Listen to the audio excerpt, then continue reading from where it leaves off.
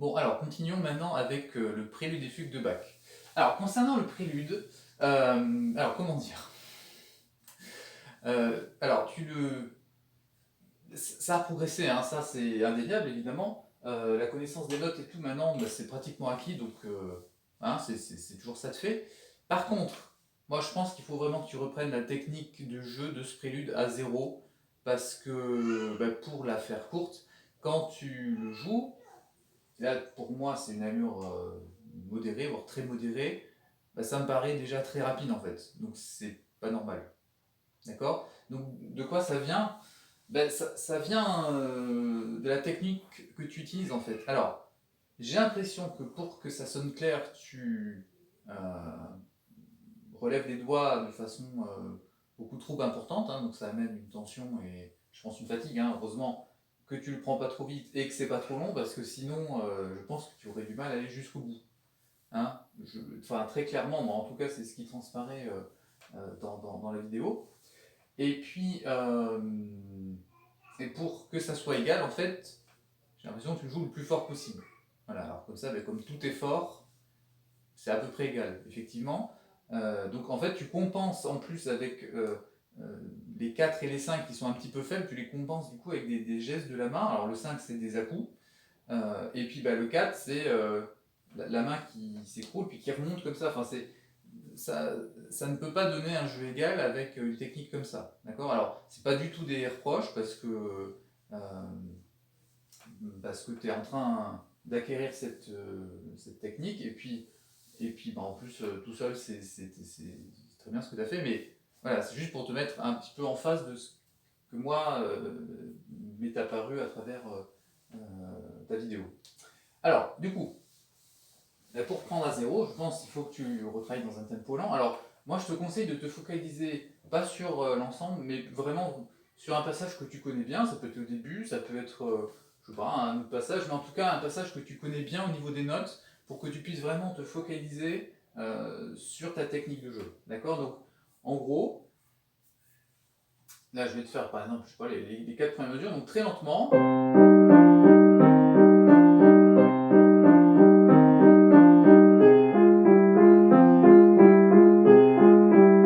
D'accord, donc évidemment égal hein, au niveau de la vitesse, régulier quoi.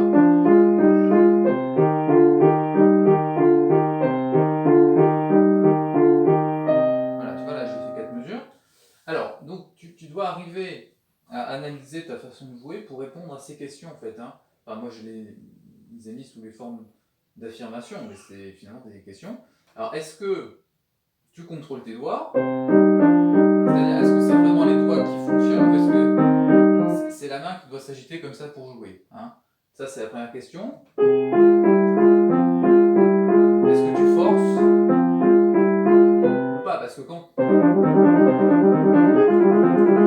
Je sais pas si tu voudrais le faire vraiment vite ou pas. Après, c'est une question d'interprétation, mais ce qui est intéressant, c'est que tu as la possibilité de le faire. D'accord. C'est pas parce que tu as une voiture qui roule à 200 que tu vas rouler à 200. Par contre, bah, c'est évidemment appréciable d'avoir un certain niveau de confort, même si tu le prends pas à fond. D'accord. Donc, c'est pour toutes ces questions d'ordre d'interprétation qu'il faut que tu construises une bonne technique.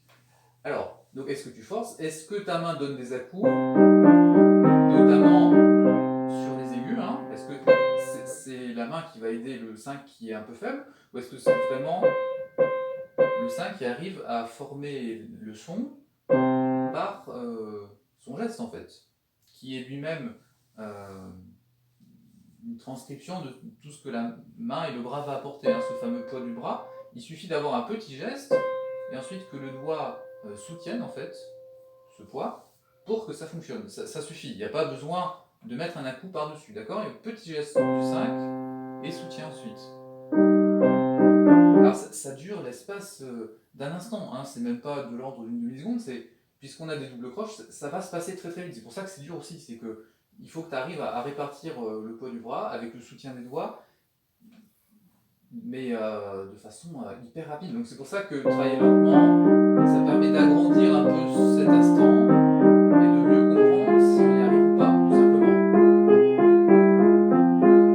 Alors est-ce que ensuite, autre question, est-ce que les doigts restent en tension quand ils ne jouent pas? C'est-à-dire qu'ils sont dans un geste relevé. Donc là, dans ce cas-là, bah, c'est des muscles qui fonctionnent pour rien. Ou est-ce qu'ils sont juste un peu au-dessus du clavier? D'accord, ma position de jeu, c'est celle-là. Je sais pas si tu vois bien hein, sur ton écran, mais c'est pas ça, tu vois, et ça change tout en fait. Hein. C'est là aussi 1 ou 2 centimètres qui vont libérer énormément l'attention en fait. Voilà. Et est-ce que le pouce sort du clavier? Alors ça, c'est dans un... Par exemple, les mesures 12, je crois, 11, 12. Comme tu joues avec un 2, là, tu as carrément le pouce qui est en dehors du clavier. En tout cas, c'est ce qui m'apparaît sur la vidéo avec l'angle qu'il y a. Alors j'espère que c'est pas complètement le cas, mais ce que je vois, c'est vraiment ça. Alors on est très très loin de la position de base qui est plutôt celle-là, puisqu'on a des touches noires. Hein, donc on est plutôt en train de jouer dans cette partie du clavier que dans celle-là. D'accord hein, puisque on va éviter d'avoir... Enfin, on va essayer plutôt hein, d'avoir une préparation des touches noires, et pas ça, évidemment, parce que ça, plus tu bouges la main, et plus ça amène des possibilités d'inégalité. Hein. Donc, hein, ça c'est un premier exercice que tu fais, pour vraiment arriver à retrouver une technique saine. Donc, je résume encore une fois. Donc, une égalité sonore, mais par la présence des doigts, pas par des gestes de la main. Un contrôle, hein, du coup, des doigts. Pas de force, uniquement un soutien des doigts par rapport au poids que tu vas amener avec le bras. Donc le poids, tu l'amènes avec le coude vers le bas, là il va y avoir un maximum de pression sur les doigts. Et si tu veux le suspendre un petit peu, tu relèves légèrement le coude. Là aussi c'est pareil, ça se joue avec quelques centimètres. Donc si tu suspends, il va y avoir moins de poids, donc un peu moins de son. Et puis si tu veux vraiment donner un maximum de force, enfin de puissance sans avoir à forcer, là tu laisses un petit peu retomber le coude. Et là dans ce cas-là, il faut que le poids tu le sentes à ce niveau-là, d'accord? Voilà, faut que tu arrives à jouer avec ça. Évidemment c'est legato, mais ça tu le fais, hein. Enfin tu l'as bien compris en tout cas. Donc là aussi joue bien sur le liant hein, entre les doigts. Et puis donc la main normalement ne s'agite pas hein, dans le sens vertical, pas du tout. Par contre, de façon horizontale, elle va énormément servir hein, entre le sommet et là on a de la chance quand même parce que Bach nous a mis des gestes symétriques, c'est-à-dire qu'on a les mêmes gestes aux deux mains. Et les doigts pratiquement les mêmes, pas toujours, mais les principaux, hein, c'est-à-dire le 5, enfin le principal, c'est-à-dire le 5.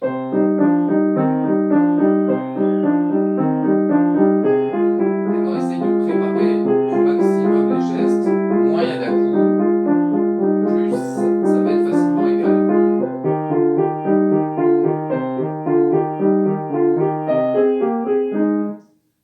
Alors ça c'est la première façon de travailler. Alors une autre façon aussi que tu peux faire, c'est de jouer en marquant une pause sur le sommet. D'accord? Ça va t'aider à voir un petit peu plus clair au niveau des notes qui arrivent et du coup au niveau des doigts, hein, puisque les deux sont reliés. 1, 2, 3, 4, donc je vais repartir là. Voilà, je marque une petite pause.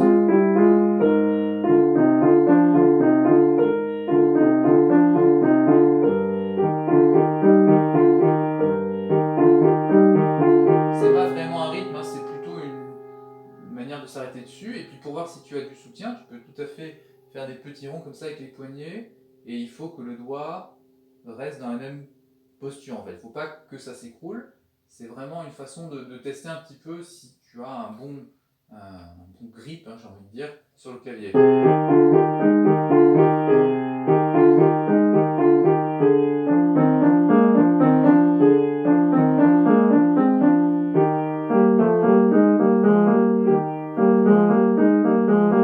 D'accord, voilà, ce genre de choses sont très bien. Tu peux aussi t'arrêter après la première note, c'est-à-dire sur la deuxième. Tu vois, pour avoir un arrêt, mais sur cette position. D'accord, on a deux positions, hein, grosso modo. On a celle vers le haut et celle vers le bas.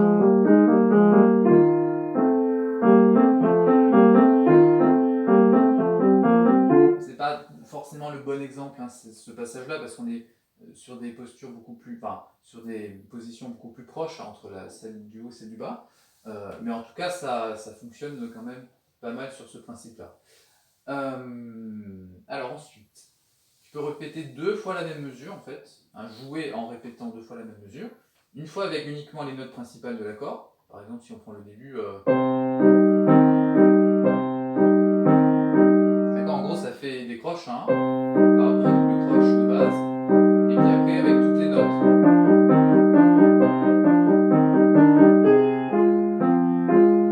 Alors là c'est essentiel de garder les mêmes doigtés quand tu le fais en croche.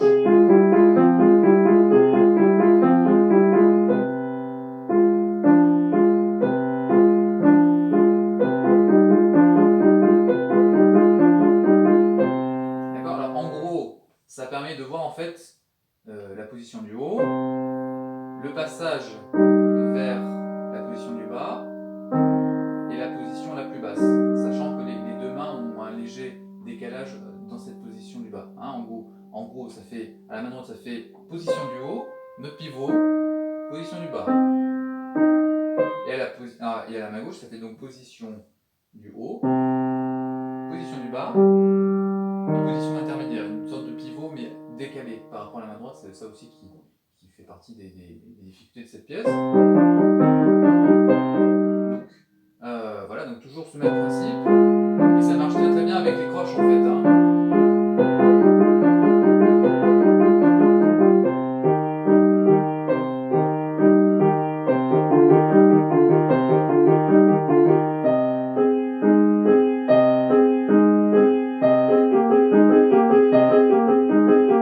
Et puis c'est beau, enfin ça fait du bien, hein, c'est toutes sortes de bonnes choses. Voilà, comment tu peux travailler la première grande partie, hein, cet allegro. Alors ensuite, on arrive sur le presto. Alors, qui commence pas si mal, et puis qui finit moins bien. Alors, il faut vraiment que tu visualises les deux grandes, enfin les deux phrases qu'il y a. Il y en a une très très grande.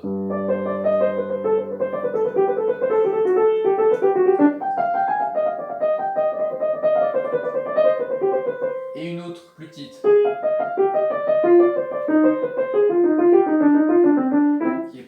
Qui est basée là, la deuxième, sur un mouvement contraire. La, fa, mi, fa, sol, mi, ré, mi, qui va être répété après. La, fa, mi, fa, sol, mi, ré, mi. Mais au lieu d'avoir une sixte ascendante, on va avoir une tierce descendante, mais c'est les mêmes notes. Et puis donc après, les mêmes. D'accord. Donc visualise bien ces deux phrases parce que l'écriture est différente. Et puis retravaille déjà la deuxième, hein, c'est-à-dire à partir de là, parce que là ça rame hein, évidemment. Hein, plutôt que de travailler toujours par le début, commence par la fin, et là comme on a un changement d'écriture, ça permet de repartir comme ça sur le deuxième. Ensuite, tu repars donc au début du presto, et regarde bien, enfin prends les sauts, on en a deux, hein, il n'y en a pas énormément, mais ils font bien suer. Il y a donc le premier, celui de la main droite. Hein, note bien que je n'ai pas découpé justement la phrase, parce que pour moi il y en a une seule, jusque-là, étant donné que quand tu as le saut à la main droite, tu n'en as pas à la main gauche. D'accord. Il y a vraiment. Ou alors tu considères qu'il y a des phrases décalées entre les deux mains, ce qui est quand même très bizarre, mais voilà. Je pense que de considérer d'une seule phrase, de la mesure 28 à la mesure 32, deuxième temps, ça permet de prendre ce saut, enfin de l'apprendre plutôt, sans le considérer comme une hachure. D'accord. Et je pense que c'est assez important. Et donc après, tu prends en compte le saut de la main gauche qui arrive à la mesure suivante, pendant que la main droite, elle, continue à avoir quelque chose qui descend progressivement, d'accord, sans coupure. Donc une fois que tu les as bien travaillé, et après, normalement, ça devrait se passer beaucoup mieux. D'accord, ça c'est pour le presto. Alors ensuite, on arrive dans l'adagio. Donc là, tu vas refaire tu vas faire, je pense que tu l'as pas fait, un travail sur le rythme en fait, hein, comme dans l'étude de mission. Mais en plus court, hein, c'est que 2 mesures. Donc, tu vas avoir une pulsation à la croche, à adagio, hein, donc c'est très lent, parce que à la croche, ça fonctionne vraiment de façon différenciée entre la croche, les triples, les quadruples, la double croche et les deux triples. Hein, par exemple, dans cette première mesure, Donc écoute bien. 1, 2, 3, 4, 1, 2, 3, 4. D'accord? Si je le fais très bêtement en rythme, ça donne ça. Et quand tu le joues, c'est pas du tout ça. Je pense que tu confonds les tricks, les quadrilles, enfin tu les as même pas vus en fait, parce qu'il y a beaucoup de traits, donc finalement, quand on regarde de loin, on voit pas la différence. D'accord? Donc commence déjà par le mettre en place, parce que pour le moment ça l'est pas, hein, c'est pas parce que c'est adagio que ça doit pas être en place. Et puis ensuite, le mordant, il est fait avec l'accroche. Hein. Quand tu arrives là-dessus, hein, c'est mordant inversé, hein, comme tu le fais. Donc 1,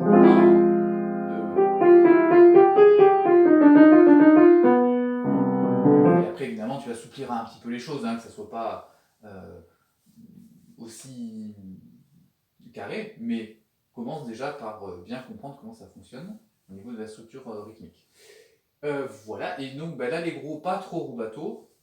Moi j'aime bien le bac un peu romantique, mais je sais que c'est pas du goût de tout le monde. Donc voilà, par prudence, je te suggère de pas trop marquer les différences d'harmonie. Voilà, enfin, que ça soit quand même un peu plus simple que ce que tu fais pour le moment. Alors c'est peut-être pas des rubati, c'est peut-être parce que tu sais pas trop encore où tu vas. Enfin, en tout cas, il y a un travail à faire aussi au niveau de la connaissance de cet allegro. Et puis, alors fais attention à l'équivalence entre l'adagio et l'allegro. Normalement, l'allegro doit paraître quand même plus rapide que l'adagio, même si on a des rythmes très rapides hein, sur l'adagio. Mais en tout cas, il faut sentir que là, au niveau de l'allegro, on repart. Et là, pour le moment, c'est pas le cas. D'accord?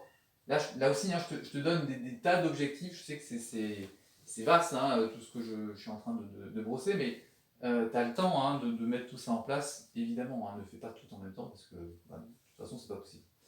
Et puis revois le doigté de la dernière mesure. Alors je vais te scanner mon excellente édition que j'ai, hein, sans règle, c'est vraiment une édition Urtext, donc basée sur le manuscrit et la première édition, corrigée par le compositeur, si ça existe. Pour bac, je ne sais pas, il faudrait que je me renseigne encore. Mais en tout cas, enfin voilà, c'est quand même un texte beaucoup plus proche de ce que voulait bac que l'édition que tu as avec des nuances et tout. Donc voilà, donc ça, je vais te la scanner, comme ça tu verras aussi le doigté.